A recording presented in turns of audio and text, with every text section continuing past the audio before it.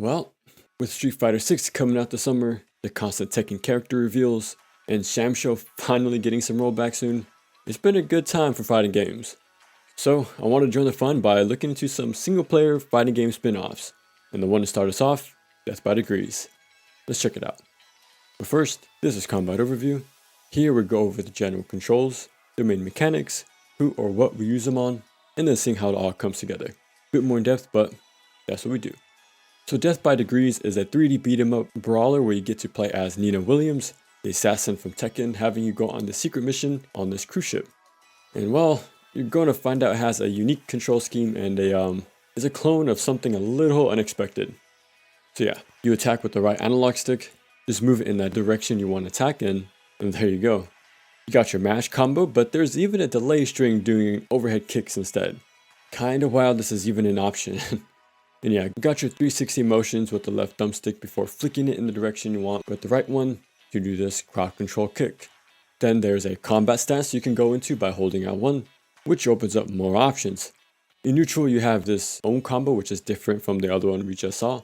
And while you hold forward before you attack, you do this OTG rolling kick. You even have a launcher by moving back and then forward before you attack, or do a quick flick with the left thumbstick to do this little dash step, then attack to do an ankle swipe. And yeah, whether you quickly flick it or hold a direction leads to different outcomes. You can imagine requiring this much precision with a thumbstick might not be the best. But yeah, pressing the D-pad will have you switch out side weapons. These are limited based off ammo or the melee weapons running on durability. And yeah, going into that combat stance, we'll use these instead. So yeah, got a little bit of classic beat 'em up stuff going on too. You can grab by holding R1 and move the right thumbstick to throw them in a specific area. Grabs can crowd control and even have armor on it too, which is pretty nice. There's even takedown grab submissions with those light flick instead. There's even running and flipping off wall stuff going on here too. But yeah, nowhere near as responsive, consistent, or useful as Ninja Gaiden 1 on OG Xbox, which came out pretty much around the same time. Yeah, kind of realizing by the day just how ahead of the curve it really was.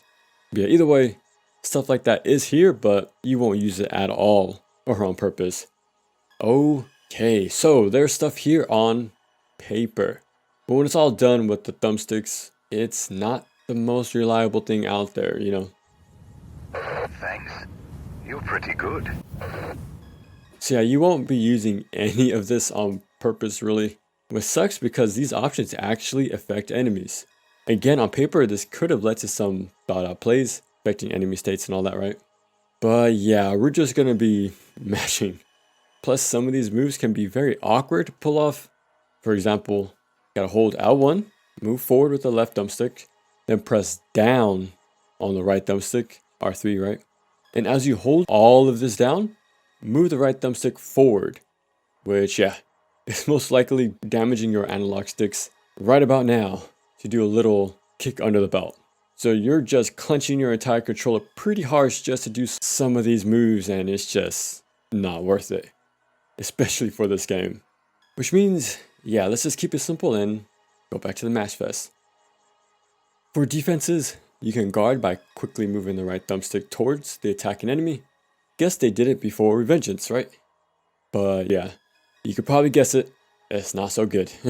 Because something Revengeance has that Death by Degrees needed was one more input to really make sure you really wanted a parry, or a guard in this case.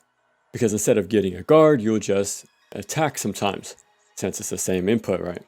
And what happens while attacking, you'll just block mid-combo. So yeah, occasionally it'll just block automatically when you don't want to, and vice versa. You can dodge with the left thumbstick. While out of that combat stance, you'll do far moving flips. And when you're in the stance, you'll just do very quick microspace sidesteps. Might look like Onimusha, but don't get your hopes up. And something I noticed, you'll do this automatic sidestep when you attack as they attack you, I guess. Again, this will happen just by attacking normally. So just trying to get this on purpose was a hassle, since everything is pretty much a toss-up. And yeah, you can even tech grabs by moving the thumbstick towards the enemy to break out of it. On paper, there's cool sounding stuff, but I am telling you, you're just gonna be mashing. So there's no real decision making on the defensive side, or either side, really. Everything's just iffy. Onto the HUD. Red is our health, and the purple meter underneath is the focus gauge. This fills up when you land attacks and when you get hit too. With this we can do critical strikes. So press L2, then the right thumbstick towards an enemy, and you can go for specific limbs like the legs or hell, even their head, which does massive damage and pretty much instant kills them. As you level up, you can hit multiple weak points at once if you have the meter, and you can actually miss, so you need to make sure you line up with something. Kind of cool to see this kind of thing here, and sorta reminds me of other future 3D beat 'em ups. When it comes to enemies, we got jobbers who just surround you. These guys with walkie-talkies that'll avoid you at all costs and will constantly call for backup. Enemies with shields that'll just block you, so just walk up and grab. There's more, but I can really care less at this point. And yeah, that's Death by Degrees. Honestly, it's not too good. It's not the Tekken Force mode fleshed out into its own game like I was expecting. Instead, I found out it's this classic Resident Evil clone. Fixed cameras, loading door transitions, and even the hand crank makes an appearance. There's no tank controls or item management stuff going on. And luckily you have infinite saves, so you're not limited to some sort of ink ribbon system, which I'm happy about. Imagine having to route out this game. Ugh. But yeah, tossing Pawn deep stealth mechanics into the mix while we're at it, because why not? Now being a RE clone isn't a problem, but yeah, it just kind of sucks it didn't deliver on being this enjoyable 3D brawler I was kind of imagining, at least.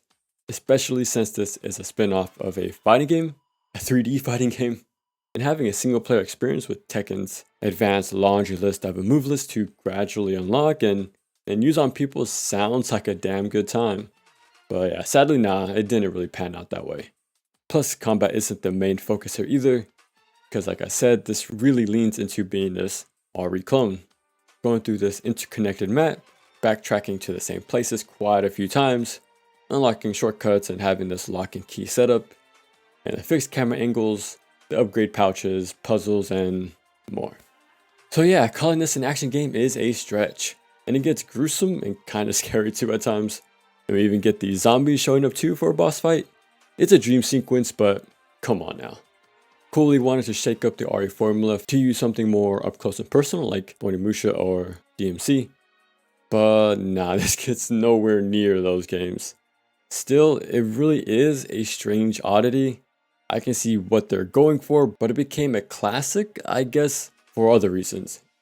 Pretty ambitious, but honestly, just has me hoping they'll make a fun Tekken Force mode at some point again. Just to repair the damage this game does to you.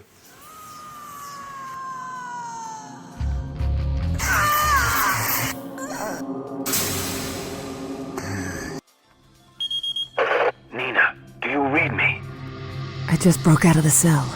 The room service was really bad. At least you're in one piece. Now!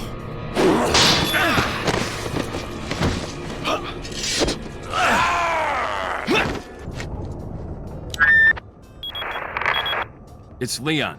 Sorry I couldn't get in touch sooner, but I was a bit tied up.